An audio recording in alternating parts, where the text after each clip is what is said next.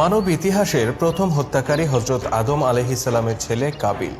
সে ছিল আদিপিতা আদম ও আদিমাতা হাওয়া আলাইহিসসালামের প্রথম সন্তান। নিজের ছোট ভাই হাবিলকে হত্যা করে সে ইতিহাসের প্রথম হত্যাকারীর খাতায় নাম লিখিয়েছিল। মানুষ সৃষ্টির আগে ফেরেশতারা আল্লাহর কাছে আশঙ্কা প্রকাশ করে বলেছিলেন, এরা তো পৃথিবীতে অশান্তি সৃষ্টি করবে আর রক্তপাত ঘটাবে। তাদের সেই আশঙ্কাই সত্য প্রমাণ করে আদম পুত্র কাবিল। কি কারণে কাবিল নিজের ভাইকে হত্যা করেছিল, কিভাবে হত্যা করেছিল, হত্যার পর কি ঘটেছিল, সম্পূর্ণ ঘটনাটি আমরা তুলে ধরতে যাচ্ছি আজকের ভিডিওতে। শেষ পর্যন্ত থাকুন আমাদের সাথে।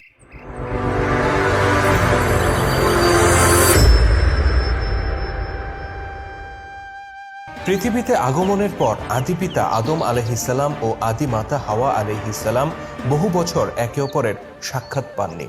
শেষ পর্যন্ত আল্লাহর ইচ্ছায় আরাফাত পাহাড়ের পাদদেশে তাদের সাক্ষাৎ ঘটে।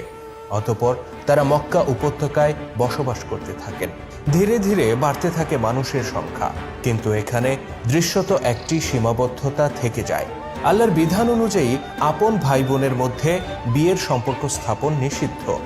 আদম ও হাওয়া যেহেতু পৃথিবীর প্রথম মানবী, তাই তাদের সব সন্তানেরাই সম্পর্কে আপন ভাই বোন। এই অবস্থায় আদম আলাইহিসসালাম এর সন্তানেরা যদি নিজেদের মধ্যে বিবাহ বন্ধনে আবদ্ধ হতে না পারে, তাহলে মানব জাতি বিলুপ্ত হয়ে যাবে। তাই আদম আলাইহিসসালামের সন্তানদের জন্য ভাই বোনের মধ্যকার বিবাহকে বৈধতা দেন আল্লাহ তাআলা। কিন্তু এক্ষেত্রে একটি বিশেষ ব্যবস্থা করে দেওয়া হয়। মা হাওয়া আলাইহিসসালাম এর গর্ভে তখন জোড়ায় জোড়ায় যমজ সন্তান জন্ম নিত। প্রতি জোড়ায় একজন করে ছেলে আর একজন মেয়ের জন্ম হতো। মানব জাতির অস্তিত্ব রক্ষার স্বার্থে তখন নিয়ম করা হয়, ভিন্ন জোড়ার ছেলে ও ভিন্ন জোড়ার মেয়ের মধ্যে বিয়ে দেয়া যাবে, তবে একই জোড়ার যমজ ভাই বোনের মধ্যে বিয়ে দেয়া যাবে না।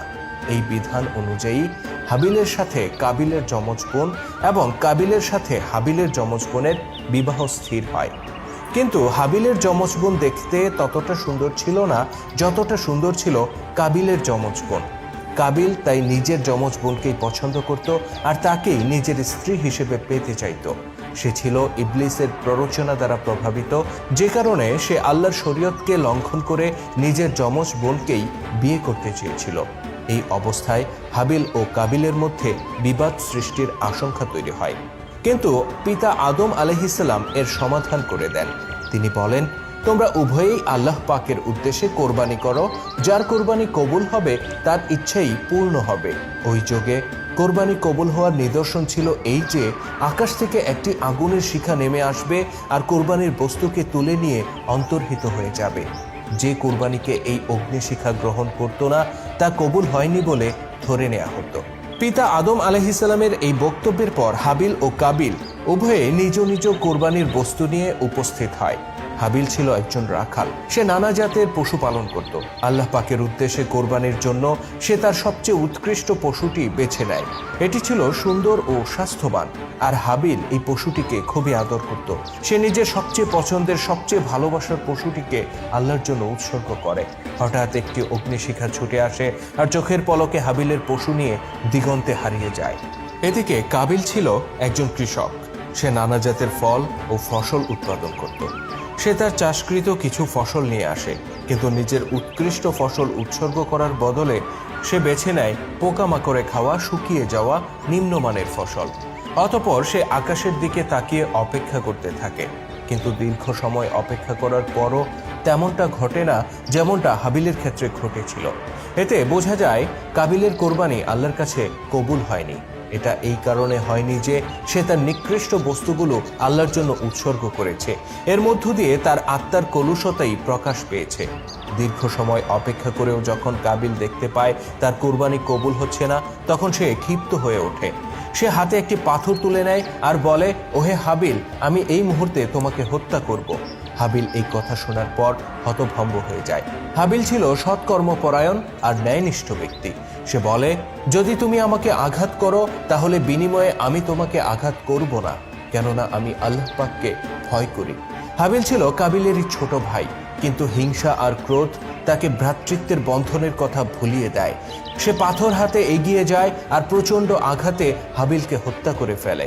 এই ঘটনার মধ্য দিয়ে মানব ইতিহাসের প্রথম হত্যাকাণ্ডের সূত্রপাত ঘটে। সেই রক্তপাতের ধারা আজও অব্যাহত রয়েছে পৃথিবীর প্রত্যেকটি প্রান্তরে। হাবিলকে হত্যা করার পর কাবিল ভাবতে থাকে তার মৃতদেহ কিভাবে লুকিয়ে ফেলা যায়। এই ঘটনা জানাজানি হয়ে গেলে তার পরিণতি অবশ্যই খুব খারাপ হবে।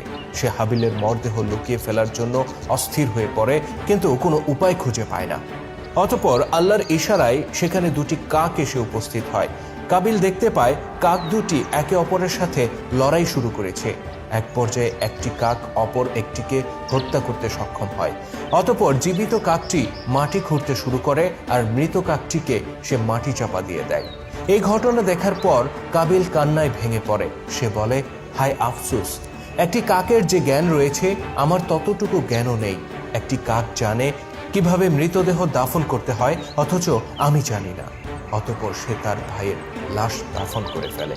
পবিত্র কোরআনে আল্লাহ তাআলা হাবিল ও কাবিলের এই ঘটনাকে বর্ণনা করেছেন। তিনি বলেন, যখন তারা উভয়ে কোরবানি পেশ করলো, অতঃপর তাদের একজনের কোরবানি কবুল হলো আর অপরজনের কোরবানি কবুল হলো না। তখন একজন বলল, আমি অবশ্যই তোমাকে হত্যা করব। জবাবে অপরজন বলল, আল্লাহ কেবলমাত্র খোদা ভীরুদের কাছ থেকেই কবুল করেন। যদি তুমি আমাকে হত্যার উদ্দেশ্যে হাত বাড়াও, আমি তোমাকে হত্যার উদ্দেশ্যে হাত বাড়াবো না। আমি বিশ্বপ্রভু আল্লাহকে ভয় করি। আমি মনে করি এর ফলে তুমি আমাকে হত্যার পাপ এবং তোমার অন্যান্য পাপসমূহের বোঝা নিয়ে জাহান্নামের বাসিন্দা হবে, আর সেটাই হলো অত্যাচারীদের কর্মফল। অতঃপর তার হৃদয় তাকে নিজের ভাইকে হত্যার ব্যাপারে প্ররোচিত করলো, আর সে তাকে হত্যা করলো। এভাবে সে নিজেকে ক্ষতিগ্রস্তদের অন্তর্ভুক্ত করলো। অতঃপর আল্লাহ একটি কাক পাঠালেন, যে মাটি খনন করতে লাগলো, এটা দেখানোর জন্য যে কিভাবে সে তার মৃত ভাইকে দাফন করবে। সে বলল, হায়, আমি কি এই কাকটির মতো হতে পারলাম না, যাতে আমি আমার মৃত ভাইয়ের দাফন করতে পারি? অতঃপর সে অনুতপ্ত হলো। আল্লাহ নবী হযরত মুহাম্মদ সাল্লাল্লাহু আলাইহি সাল্লাম বলেন, অন্যায়ভাবে যখন কেউ কাউকে হত্যা করে, তখন সেই পাপের একটি অংশ আদমের প্রথম পুত্রের আমলনামায় যুক্ত হয়, কেননা সেই প্রথম হত্যাকাণ্ডের সূচনা করেছিল। আল্লাহ নবী আরও বলেন, যে ব্যক্তির উপর তার ভাইয়ের সম্মানহানি বা অন্য কোনো প্রকারের জুলুম রয়েছে, সেজন্য তার কাছ থেকে আজই তা মুক্ত করে নেয়। সেই দিন আসার আগেই, যেদিন তার কাছে দিনার ও দিরহাম কিছুই থাকবে না। যদি তার নিকট কোনো সৎকর্ম থাকে, তবে তার জুলুম পরিমাণ নেকি সেখান থেকে কেটে নেওয়া হবে। আর যদি তার কাছে কোনো নেকি না থাকে, তাহলে মজলুমের পাপসমূহ জালিমের উপর চাপিয়ে দেওয়া হবে।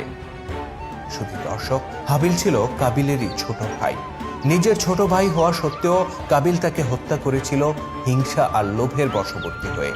এক ভাইয়ের রক্তে অপর ভাইয়ের হাতকে রক্তাক্ত করার যে ধারা কাবিল শুরু করে গিয়েছিল, আজও তা অব্যাহত রয়েছে। অথচ আল্লাহ তাআলা আমাদেরকে সৃষ্টি করেছেন আশরাফুল মাখলুকাত হিসেবে।